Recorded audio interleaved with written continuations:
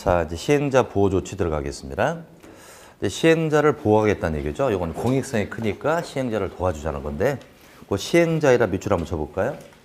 그럼 행정청인자만 보호 조치를 받을까요? 비행도 받을까요? 모든 시행자 다 받겠죠? 시행자 밑에다 모든이라고 적자. 모든 시행자가 똑같이 보호 조치를 받는 겁니다. 자, 첫 번째 나오는 게 관계 서류를 무료로 볼 수 있다. 사업을 하다 보면 필요한 자료가 있죠? 이걸 무료로 볼 수가 있습니다. 두 번째, 서류를 공시용달할 수 있다고 그랬죠? 이건 뭐냐면 시행자가 보낼 서류가 있어요. 이걸 빨리 보내야만 사업을 할 텐데 상대 주소가 불투명해 보낼 수가 없습니다. 사업을 못 하겠죠? 그때는 어떻게 한다? 법원 게시판에 일정 기간 게시하면 보낸 거와 똑같은 효과를 주겠다는 거죠. 이게 바로 공시용달. 그럼 비행정청인자도 공시용달할 수 있나요? 있지요. 근데 니은번에 행정청이 아닌 시행자는 공시용달할 때 승인을 받으라고 돼 있죠. 행정청으로도 승인을 받으면 비행도 공시용달할 수 있습니다. 3번이라고 쓴 게 뭐죠? 아까? 분할 시행이죠. 효율적인 사업을 위해서 사업 대상 지역을 2개 이상 나누어서 할 수 있습니다. 분할 시행할 수 있다. 그래서 세 가지는 제목 위주로 보면 되죠. 자료를 무료로 볼 수 있다. 공시용달할 수 있고 분할 시행할 수가 있습니다. 자, 네 번째 뭐가 나옵니까? 토지의 수용, 사용. 여기 좀 자세히 들어가야죠. 토지를 수용한다, 사용한다 그래요. 자, 이런 겁니다. 여기 A라고 하는 토지 소유자가 있어요. 도로가는 시행자가 있습니다. 그럼 시행자가 A라는 땅에다가 도로가를 내면 가장 좋은 방법은 얘하고 원만히 협의를 해서 토지를 매입하면 돼요. 매입해서 도로를 공사를 하면 되죠. 근데 원만한 협의가 안 돼서 매입을 못했다고 쳐요. 이때 시행자는 도로공사를 못하게 되죠. 도로공사는 공익사업이죠. 공익사업을 못하게 됩니다. 이때 국가는 시행자에게 강력한 힘을 줍니다. 너 이 땅 뺏어라 이거예요. 뺏을 수 있는 겁니다. 이게 바로 수용이에요. 그러니까 수용은 뺏는 건데 뺏을 때 그냥 뺏을까요? 보상할까요? 보상을 먼저 하겠죠? 보상을 전제로 뺏어버리는 거예요. 강제 취득하는 겁니다. 이렇게 해주는 이유는 공익사업이죠. 공익사업을 수행하기 위해서 땅을 뺏을 수 있는 것이 수용이에요. 그럼 이때 보상은 뺏기 전에 보상하는 거예요. 사전에, 뺏기 전에 돈으로 준다. 사전 현금 보상. 그리고 뺏는 겁니다. 선보상, 후취득. 이걸 수용이라고 한다. 그러나 사용은 뺏는 건 아니고요. 일시 사용하는 것을, 이용하는 것을 사용이라고 하겠죠. 그럼 토지를 수용하거나 사용할 때는 법률 적용이 있죠. 이게 바로 원칙적인 법률이 공익사업법률. 이 법에 의해서 토지를 수용하게 됩니다.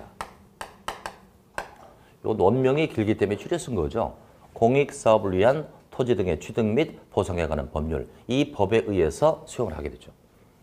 그럼 이 법은 시험 과목이 아니기 때문에 자세히 들어갈 필요는 없습니다. 몇 가지만 정리하자. 첫 번째.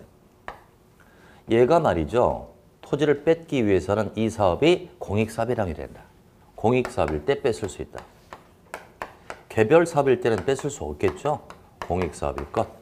첫 번째 조건. 두 번째. 공익사업에 해당이 되면 얘는 이 땅을 뺏을 수가 있어요. 그냥 뺏을 수 없죠.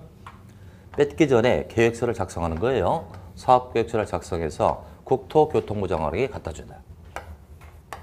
국토교통부 장관에게 갖다 주고 이런 얘기 하겠죠. 내가 이 땅을 뺏어야 되겠다. 그러니까 장관께서 제 계획서를 검토하고 내 사업 좀 인정해달라 이거죠. 내 사업을 인정해줘야 내가 이 땅을 뺏을 수 있다. 사업 인정을 받아야 합니다. 사업 인정을 받을 것. 누구한테? 국토교통부 장관에게 사업 인정을 받아야 됩니다. 요 두 가지가 바로 수용의 전제 조건이에요. 공익사업에 해당이 되고 장관으로부터 사업 인정을 받아야만 뺏을 수 있다. 그럼 두 가지가 완비되다고 쳤을 때 뺏을 수 있을 겁니다. 그럼 뺏기 전에 뭐부터 한다? 보상을 먼저 하는 거죠. 그럼 양방 간에 보상 협의를 할 것이다. 보상 협의가 잘 됐으면 보상금을 주고 뺏으면 그만이에요. 대부분 보상 협의는 결렬되겠죠. 얘는 덜 주려고 하고 더 받으려고 하고 결렬되죠. 결렬되면 어떻게 한다? 누군가에게 중재를 신청합니다. 이걸 재결 신청이라고 한다. 재결이라는 말은요. 중재해서 결정해달라 이거예요. 그럼 따라서 재결 신청은 어떨 때 한다? 보상협의가 결렬됐을 때. 그럼 이거 누구한테 하느냐? 토지수용위원회가 있습니다. 토지수용위원회 하면 우리나라 최고의 보상기구죠. 여기에다가 재결을 신청하죠. 그럼 여기서는 결정을 내립니다. 당 토지를 1억 원에 보상하세요 라고 재결을 내려요. 그럼 시행자가 1억을 예를 주고 이 땅을 뺏으면 그만이에요. 그리고 재결 신청은 누구를 도와주는 겁니까 결국? 시행자를 도와주는 거죠. 저는 지금 이 법의 원칙을 얘기하고 있습니다. 이 법을 보면 재결 신청은 1년밖에 못 돼요. 사업 인정을 받았잖아요. 1년 이내만 하도록 되어 있습니다. 그럼 시행자 입장에서는 자기 편이 너무 짧잖아 지금요. 그러니까 이걸 그대로 존중하여 토지를 수용하면 시행자는 애로사항이 많아요. 이것도 받아야죠. 재결 신청도 1년밖에 안 되니까. 그래서 특례를 준다. 이것대로 하면은 애로사항 많으니까 특례를 준다. 특례라는 것은 원칙을 따르지 않는 거죠. 그러니까 이 법을 따르지 않고 혜택 주는 거예요. 첫 번째. 사업 인정을 간주한다. 사업 인정을 간주하기 때문에 별도로 사업 인정을 받지 않고 뺏을 수 있다는 거예요. 그럼 뭐로 대신해 주느냐? 실시계획 고시입니다. 실시계획을 작성해서 고시를 하면 이걸 가지고 사업 인정을 받았다라고 간주해 주니까 사업 인정을 받지 않고 뺏을 수 있다. 두 번째, 재결 신청.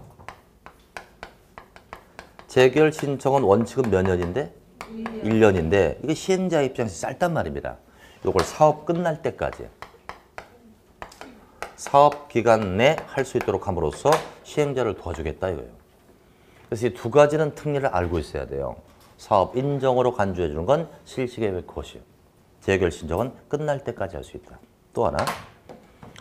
그럼 시행자는 요 토지만 뺐나요? 건축물도 뺏을 수 있나요? 뺏을 수 있고요. 나무가 있으면 나무도 뺏을 수 있는 거죠. 토지, 건축물, 정착된 물건을 다 뺏을 수 있다. 모든 물건을 다 뺏을 수 있다. 또 소유권도 뺏을 수 있지만 전세권, 임차권 다 뺏을 수 있죠. 모든 권리를 다 뺏을 수 있다. 그러니까 모든 시행자가 모든 물건의 모든 권리를 다 수용할 수 있는 거예요. 자, 그렇다면 A라는 토지는 사업부지니까 수용 대상이 되었을 겁니다. 근데 B라는 토지가 있다. B는 인접지. 사업부지 옆 동네죠. 인접지까지 시행자가 뺏을 필요는 없지 않습니까? 다만 인접지는 재료를 잠깐 쌓아둔다든지 임시 통로로 쓰면 딱 좋죠. 그래서 인접지는 뭐 할 수 있다? 일시 사용할 수 있다.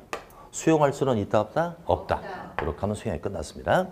자, 내용 보겠습니다. 자, 기획본 수용권자라고 나와요.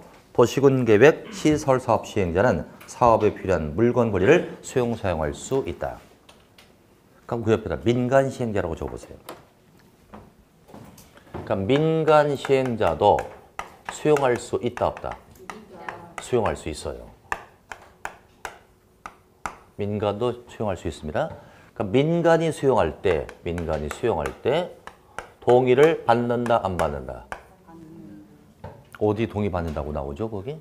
안 받는다. 자 보세요. 민간인 자가 시행자가 될 수 있죠. 시행자 될 수 있죠. 그러니까 민간이 시행자가 되려면 동의도 받고 지정을 받아야 되잖아요. 동의를 받았죠. 그 자가 토지를 수용할 때는 별도의 동의를 요하지 않습니다. 받고 왔으니까 그 얘기예요. 다시 한번. 민간인 자가 시행자로 지정받을 때는 동의가 필요하다. 이렇게 시행자가 됐어요. 그 자가 수용할 때는 또다시 동의 받을 필요가 없겠죠. 앞에서 받고 왔으니까 그 얘기라고요. 자, 이제 니은번 봅니다. 토지 등의 수용 사용에 관하여 이 법 규정을 제외하고는 공익사업 법률을 규정하니 그다 원칙이라고 적자. 원칙은 공익사업법을 따르는 게 원칙이다. 공익사업 법률의 원명이 뭡니까? 공익사업을 위한 토지 등의 취득 및 보상에 관한 법률, 이 법에 의해서 수용을 하게 됩니다. 그러나 디귿번 특례라고 돼 있잖아요. 땡땡하고요. 원칙 X. 특례니까 원칙을 따르지 않는다. 그러니까 공익사업법을 따른다 안 따른다? 안 따른다. 공익사업법률 X라고 봐야죠. 자, 두 가지 특례가 있습니다. A와 B 두 개를 묶으세요. A번 사업 인정으로 의지하는 게 뭐라고요? 실시계획 고시. 실시계획 고시를 했다면 사업 인정을 받았다라고 간주하니까 사업 인정을 받을 필요가 없고요. B번, 재결 신청 기간은 공익사업 법률 규정에도 불구하고 그랬으니까 1년이 아니란 얘기죠. 언제까지 할 수 있다? 사업기간 내 하도록 돼 있다. 사업이 끝날 때까지 할 수 있다는 얘기예요. 이제 C번, 인접지의 일상이라 밑줄 딱 세요. 인접지는 일치 사용할 수 있습니다. 그러다 수용은 X. 인접지까지 뺏을 필요는 없습니다. 수용은 X다 이렇게. 책에는 안 나왔습니다만 모든 물건을 수용할 수 있고 모든 권리를 수용할 수 있다. 그걸 어디다 쓰고 왔으면 좋겠는데 책에 안 나오거든요. 제목이라 쓰자고요. 4번 제목 옆에다 모든 권리, 모든 물건 수용 동그라미. 모든 권리, 모든 물건을 수용할 수 있습니다. 뭐 전세권, 임차권 다 수용할 수가 있는 겁니다. 모든 권리, 모든 물건 수용 동그라미. 수용할 수 있다는 얘기예요. 자, 여기까지 했으면 네 번째 보호조치를 했고요. 이제 다섯 번째 보호조치는 145페이지로 넘어가야죠. 145로 갑니다.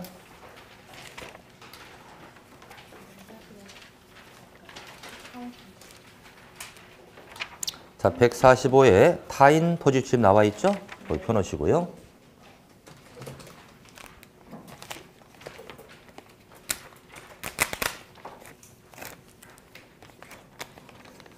자, 타인의 토지를 출입하겠다는 거죠. 남의 땅을 출입하겠다 이거죠. 계획을 만들 때 기초조사 필요하고요.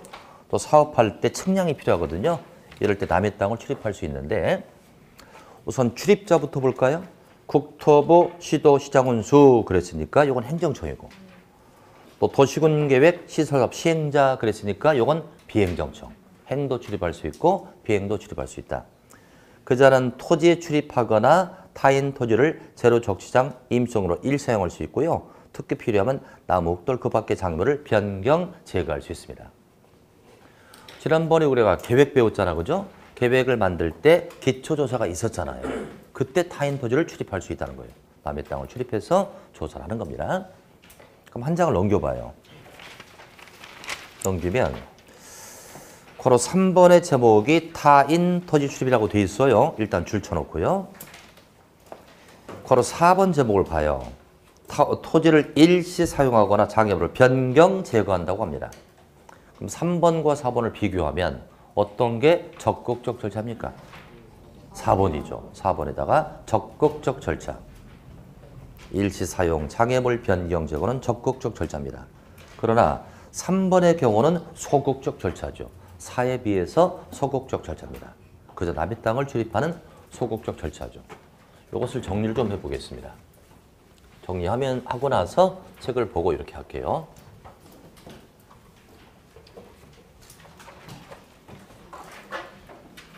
자, 타인 토지 출입의 절차부터 정리하겠습니다.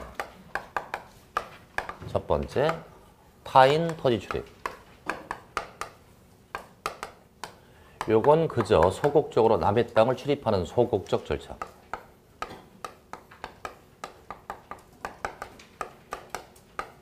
그러나 남의 땅에 출입하여 그 땅을 일시 사용을 하거나 조사하다 보면 불필요한 걸 제거할 수 있거든요. 장애물을 변경, 제거할 수 있다. 일시 사용과 장애물 변경, 제거. 이것은 좀 더 적극적 절차로 볼 수 있다. 이 절차상의 차이점을 밝혀내는 겁니다. 그럼 행도 출입할 수 있고 비행도 출입할 수 있을 거예요. 행정청인 시행자 출입할 수 있다. 비행도 출입할 수 있다. 누가 출입할 때 허가를 요할까요? 비행이죠. 비행이 남의 땅을 출입하려면 일단 6인에게 허가를 받아야 돼요. 허가를 받고 출입하기 7일 전까지 내가 언제쯤 들어갈 거야 라고 알려줘야 돼요. 통지합니다. 7일 전까지 소유자, 점유자, 관리자니까 소유자 등에게 출입을 통지합니다. 그러나 행정청이라면 허가를 요하지 않겠죠. 그저 통지만 합니다. 이것도 똑같아요. 7일 전까지 소유자 등에게 들어갈 거야 라고 통지해 주는 거예요. 첫 번째 중요한 거, 행일 때는 허가가 없다는 걸 기억하죠. 허가 X. 행정청은 허가받지 않는다. 그래서 요걸부터 먼저 책을 보고요. 요걸 또 정리할게요.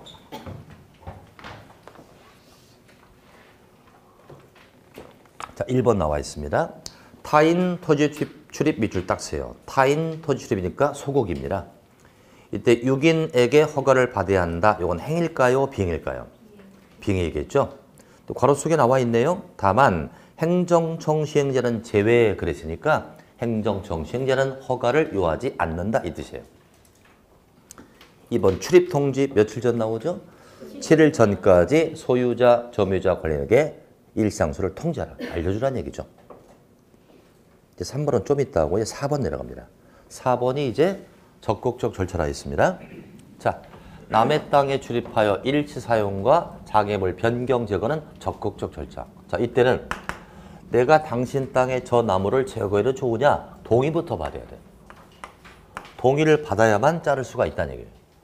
동의를 받고 자르기 3일 전에 통지한다. 3일 전까지 소유자 등에게 변경 제거 사실을 통지합니다. 아까 소극일 때는 7일이고요. 적극은 3일입니다. 그럼 이제 동의를 받아야 되는데 상대방의 주소거소가 불투명해 동의를 받을 수가 없다고 합니다. 그때는 행정적인자는 허가겠어요? 통지겠어요? 6인에게 통지를 하고 자를 수 있고요. 비행이라면 통지 안 되죠. 허가를 받고 6인에게 허가받고 장애물을 변경, 제거할 수 있다.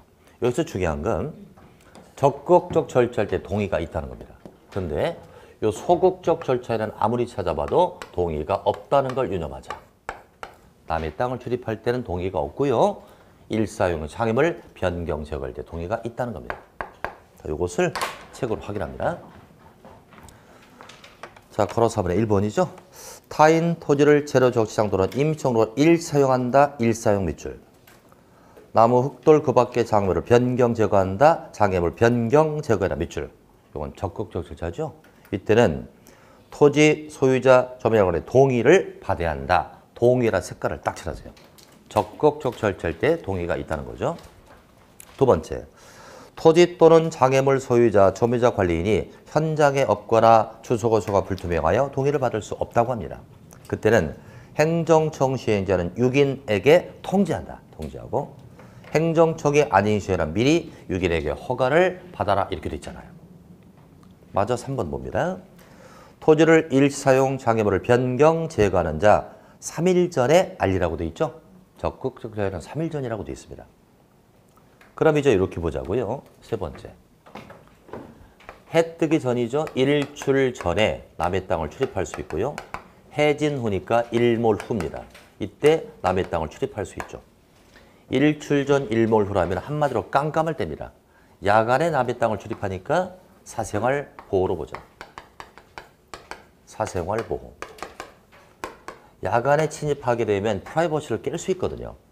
그럼 직접적으로 사생활을 침해당하는 자는 소유자, 점유자, 관리인 누구겠습니까? 점유자죠? 이때는 점유자의 승낙을 받아야 출입할 수 있다. 그래서 이때는 소유자, 관리자가 안 나와요. 점유자로 국한되고 있다. 프라이버시를 직접 침해당하는 자는 점유자입니다.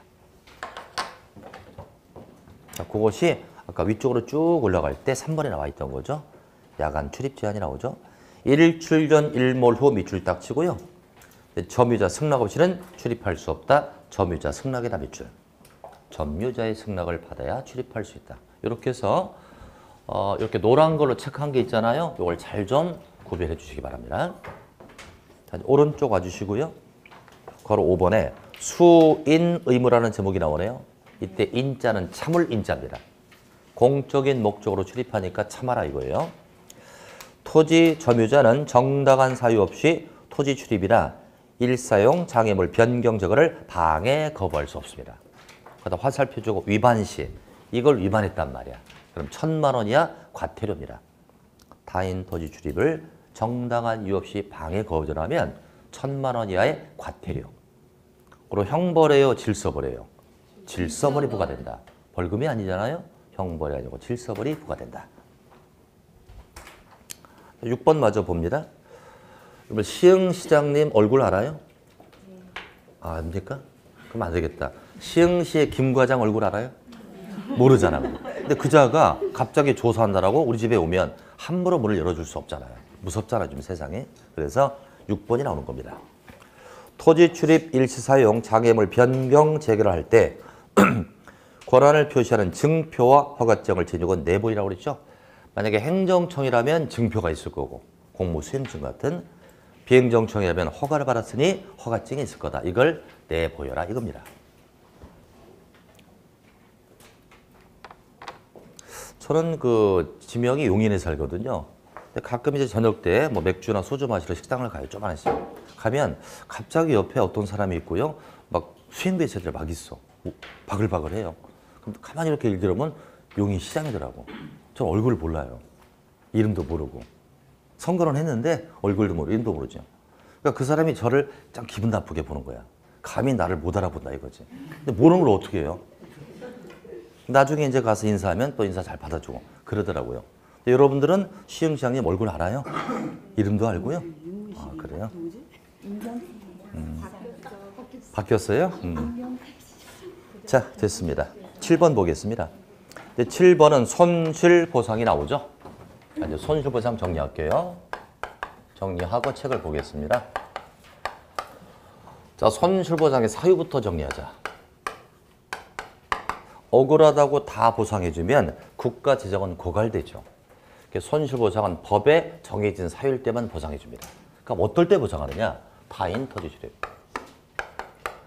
남의 땅에 출입해서 이것저것 하다 보면 직접적 손실을 줄 수가 있어요. 이때 보상해줍니다. 그러나 행위 제한으로는 X, 행위 제한으로는 보상해주지 않아요. 자, 무슨 얘기냐면 내 땅이 있었는데 내 땅이 보존적으로 딱 묶여버립니다.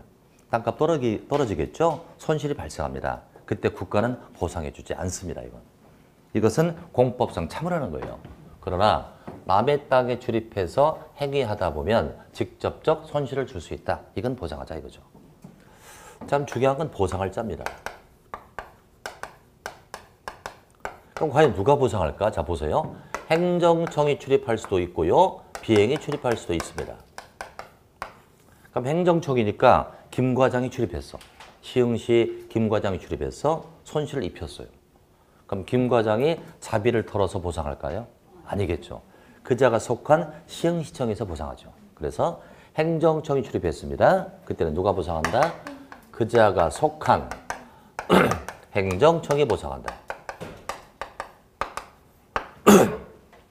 그자가 속한 행정청이 보상하니 여기서 잘 들으셔야죠.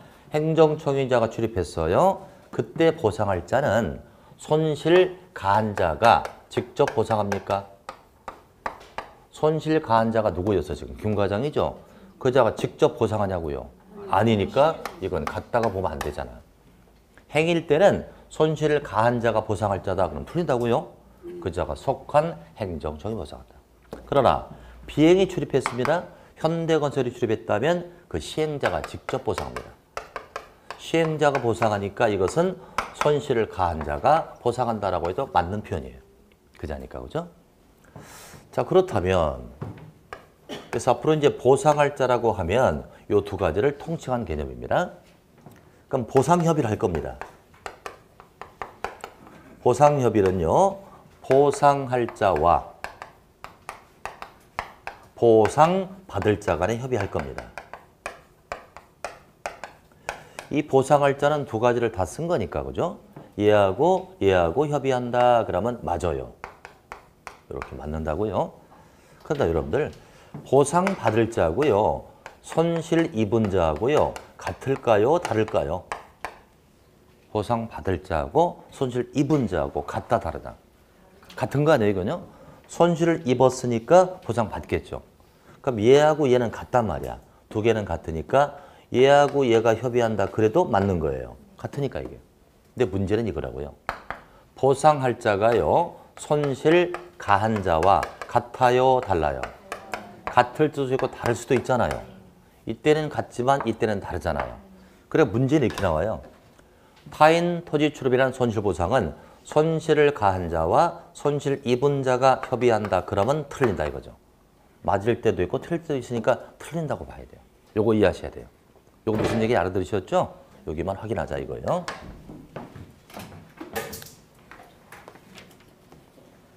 자, 7번에 손실보상이 나오고요. 1번 제목이 손실보상의 주체라고 되어 있는데 그 제목을 지워버리고요. 보상할 자로 바꾸세요. 1번 제목을 보상할 자로 바꿔줍니다. 지우고요. 보상할 자.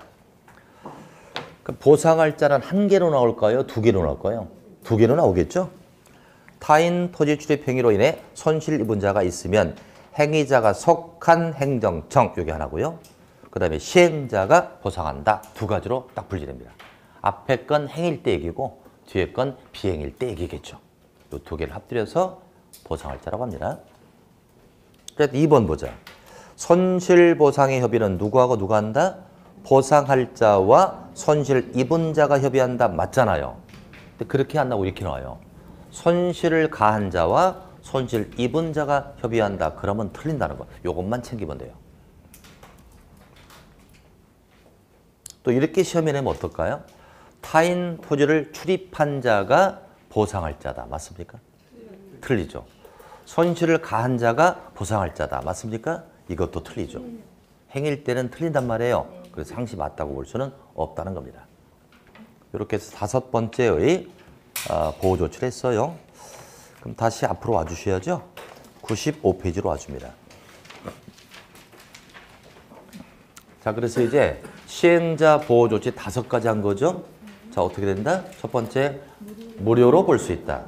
공시송달, 분할 시행할 수 있고요. 토지를 수용할 수 있고 남의 땅을 출입할 수 있다. 딱 5개. 이게 시행자 보호 조치입니다. 자, 그럼 이제 95페이지 맨 밑으로 내려가면 동그라미 4번이 나오네요. 국공유지 처분 제한이라는 제목이 나옵니다. 국공유지가 뭐죠? 나라 땅을 국유지, 지자체나 공공단체의 토지를 공유지라고 하죠. 도시군 관리계획 결정을 고시할 때 국공유지로서 도시군 계획 시설 사업에 필요한 토지는 그 도시군 관리로 정해진 목적 외의 목적으로 매각 양도할 수 없다. 이를 위반하면 무효가 된다. 무효다 밑줄. 예를 들어서 시흥시에 공유지가 있었어요. 여기에다가 공원부지를 쓰겠다 결정했습니다.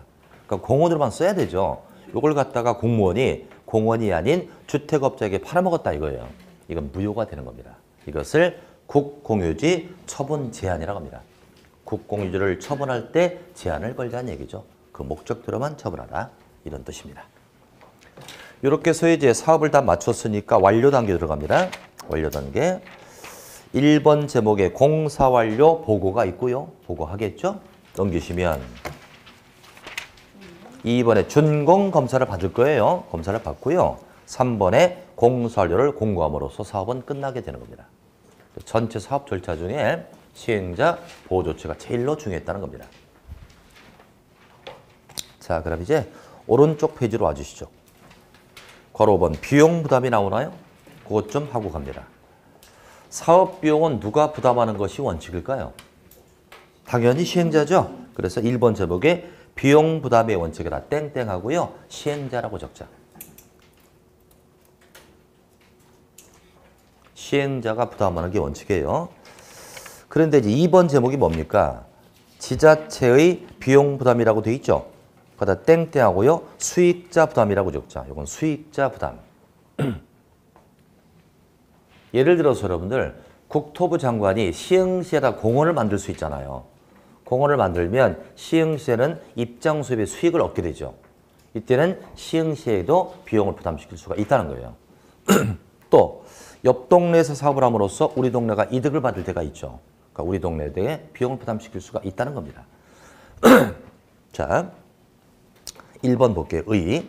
국토부 시도는 그가 시행한 도시군 계획 시설 사업으로 현저이익을 받는 시도나 시군이 있으면 그 사업에 드는 비용의 일부를 이익을 받는 시도나 시군에게 부담시킬 수 있다. 일부에다 밑줄. 50% 이하라고 적으세요. 수익자에게 부담시킬 때는 50% 이하를 부담시킬 수가 있습니다. 이제 디귿번으로 쭉 내려오세요. 디귿번. 시장 군수는 그가 시행한 사업으로 현저이익을 받는 다른 지자체가 있다. 그때는 그 지자체에게 사업 비용의 일부를 부담시킬 수가 있죠. 이것도 일부에다가 50% 이하. 비용을 부담시킬 때는 반 넘어가면 안 돼요. 50% 이하가 되겠습니다. 자, 넘기시고요. 3번에 나오는군요. 부담의 비용은 50%를 넘지 못한다고 나와 있습니다. 그렇게만 확인해 주시고요. 이제 04번으로 갑니다. 장기 미집행 도시군 계획 시설 부지에 대한 조치라고 되어 있고요. 2번 제목을 보세요. 제목을 볼까요? 도시군 계획 시설 부지에서의 개발행위 여부. 해석을 해보자. 도시군 계획 시설 부지면 도로 깔 땅이잖아요. 여기에 개발행위 할 수 있냐 없냐 이거예요. 도로 깔 땅에 다른 개발을 할 수 있어요 없어요? 없죠. 그래서 1번에 원칙은 금지라고 되어 있죠. 원칙 금지. 원칙은 금지와 절대 금지는 전혀 다르죠. 절대 금지는 예외가 없다는 얘기고 원칙 금지는 예외가 있을 수 있다는 거예요. 자, 원칙 금지 보겠습니다. 도시군 계획 시설 결정고시가 있으면 유기는 그 도시군 계획설의 설정서로 결정된 지상 수상 공중에 다른 건물의 건축을 할 수가 없다는 거죠. 한마디로 도로 깔 땅에는 도로만 깔아라 이거예요. 근데 오른쪽 맨 위에 거 보지 마시고 괄호 3번으로 내려갑니다. 괄호 3번. 도시군 계획 설부지에서 개발행위 허가를 할 수 있다는 얘기 아니에요, 제목이? 그러니 땡땡하고요. 예외. 요건 예외입니다. 예외인데요. 일단 허가를 받아서 할 수가 있다고 하는데 허가권자는 누구로 나옵니까? 유기인으로 나오죠. 그럼 잠깐 설명을 들으시고요. 아까 단계별 집행계획 했었죠, 그죠? 단계별. 1단계, 2단계로 나눠져 있었죠? 몇 년을 정점으로? 그렇죠. 자, 그래서 A라는 지점에서부터 B라는 지점까지 도로 간다. 공사 기간을 3년의 정점에 두고 1단계, 2단계로 나눠진다. 그럼 이건 도로 깔 땅이죠. 도로 깔 땅이니까 원칙은 개발행위 할 수가 없다. 도로만 깔아야죠. 그런데 2단계 부지를 보잔 말이에요. 2단계 부지는 도로 깔 땅은 땅이지만 지금 당장 도로 안 깔잖아요. 3년까지는 도로 안 까는 거 아니에요? 3년 지나야 도로 깔겠다, 그죠? 이런 땅을 놀리기 아깝지 않냐. 여기다가 영구 건물은 안 돼도 가설 건물, 임시 건물을 축소할 수 있다. 그래서 가설 건물은 임시 건물이에요. 임시를 가설이라고 해요. 2단계 부지에다가 가설 건물을 축소할 수 있다. 이건 임시니까 일정 기간만 존치하겠다, 그죠? 존치 기간이 당연히 몇 년? 3년 이래겠죠? 3년쯤 지나면 부시고 도로 깔아야 되니까 3년 이래겠죠? 그럼 이 가설 건물은 임시 건물이에요. 임시 건물이니까 허가받고 축조할까? 신고하고 할까? 강할까? 허가입니다, 허가. 허가.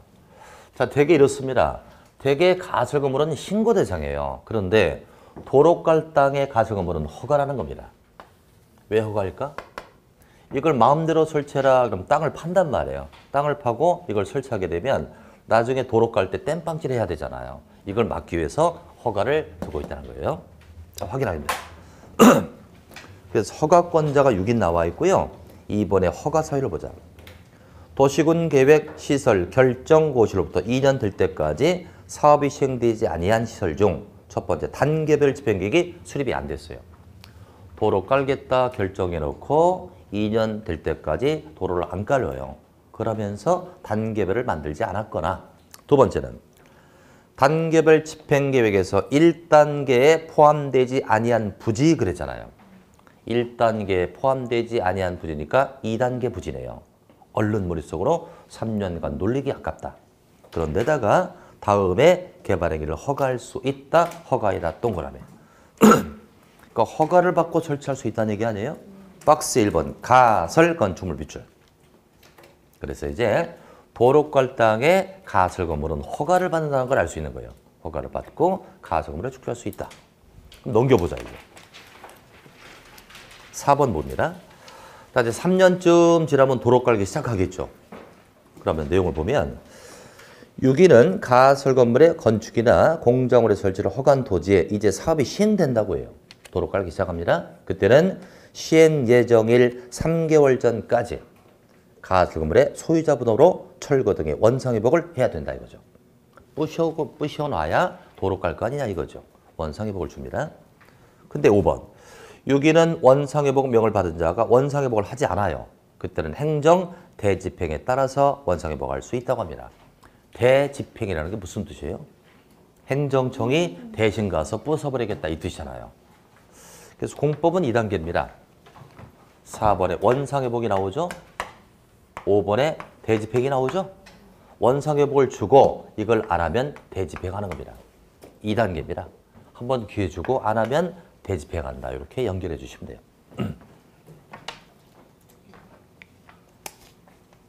자, 이제 4번으로 갑니다. 장기 미집행 도시군 계획설부제 매수선고 그다음 별표 하나 딱 세요. 이건 거의 해마다 출제가 됩니다. 우선 매수선고의 뜻부터 살피자.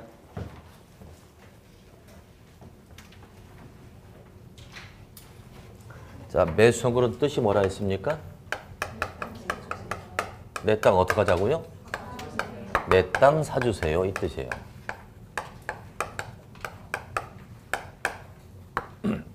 매수는 사답니다.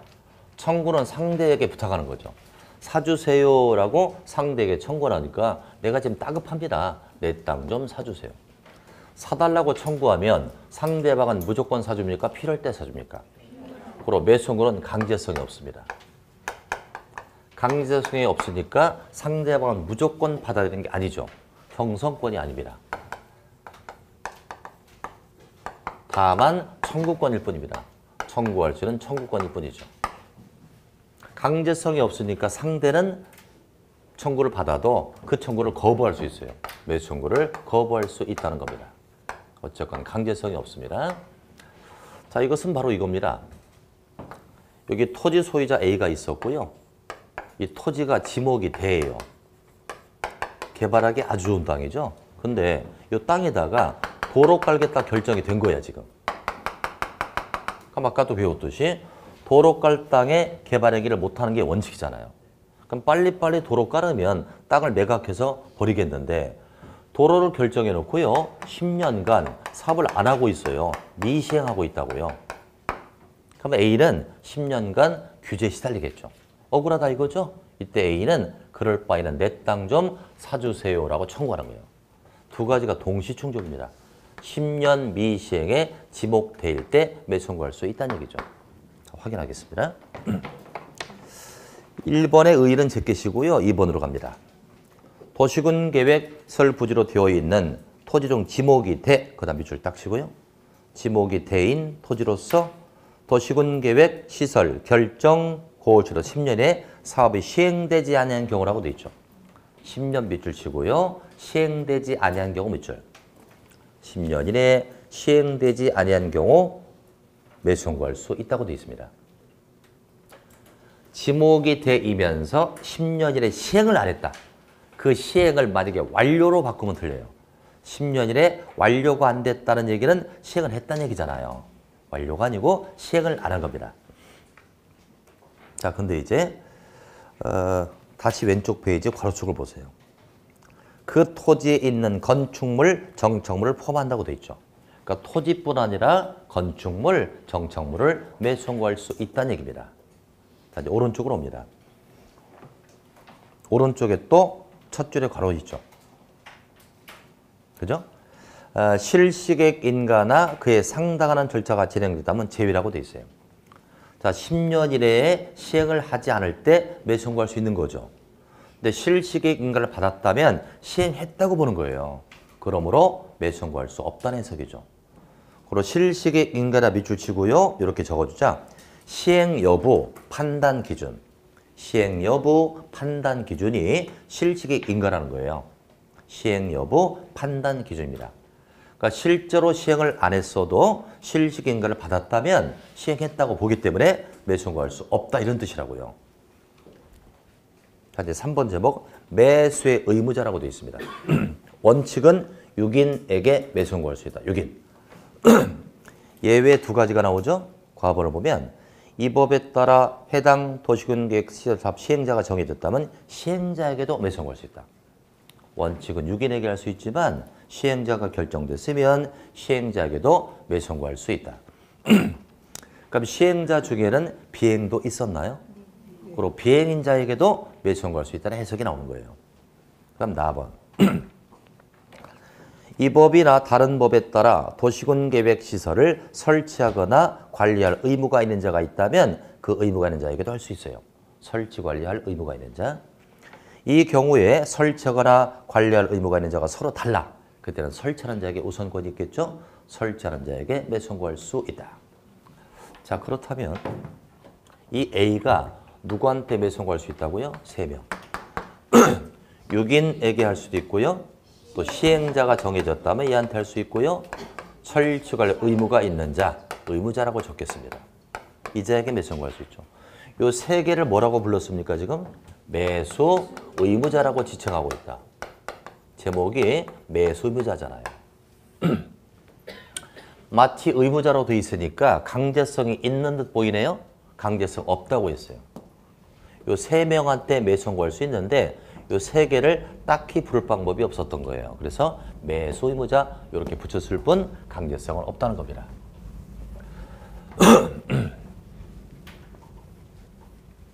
자, 계속해서 봅니다. 이제 4번의 매수 절차에 2번, 3번을 묶어주고요.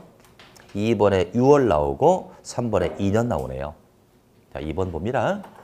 매수 청구를 받은 날로부터 6개월 이내 매수 여부를 결정합니다. 청구했으면 6개월 안에 할 거냐 말 거냐를 결정합니다. 이제 3번째, 매수 여부를 결정하면 토지 소유자 6인에게 알리고 매수계로 결정한 토지는 매수 결정을 알린 날로부터 2년 이내 매수해야 한다. 6월 2년이군요. 절차는 6월 2년. 2년 이내 매수할 수 있다예요? 해야 한다예요? 하여야 한다로 끝납니다. 요건 강제성의 의미가 아니라는 걸 기억해야 돼요. 매수청구는 강제성이 없다 했거든요. 이건 왜 해야 한다로 썼냐 이겁니다. 청구를 하잖아요. A가 얘네한테 청구하면 6개월 안에 할 거냐 말 거냐를 결정합니다. 안 하겠다고 결정했다면 여기까지 올 필요가 없겠죠. 그죠? 끝나는 거고요. 하겠다라고 결정했을 때 그때부터 2년이나 하라는 시간의 구속성이지 무조건 받아들여라 그 뜻은 아니라는 거예요. 6월 2년 확인했습니다. 이제 3번 갑니다. 매수대금을 지급하는 건 원칙은 현금으로 매수금을 지급하겠죠. 그러나 2번 채권을 발행하여 지급할 수 있다. 이게 무슨 채권이다? 도시군계획 시설 채권인데 기획본 봅니다. 다음에 해당하는 경우로서 매수 의무자가 지자체인 경우에 도시군계획 설치권을 발행 지급할 수 있다. 그리고 채권은 모든 매수 의무자가 발행하는 거 아닙니다. 누구만 발행한다? 지자체. 지자체다 밑줄 딱 세요. 지자체만 발행합니다. 국가도 X, 국가도 발행을 못해요. 국가 X입니다. 지자체만 발행한다. 그럼 이제 어떨 때 발행할까? 한 장 넘겨보자고요.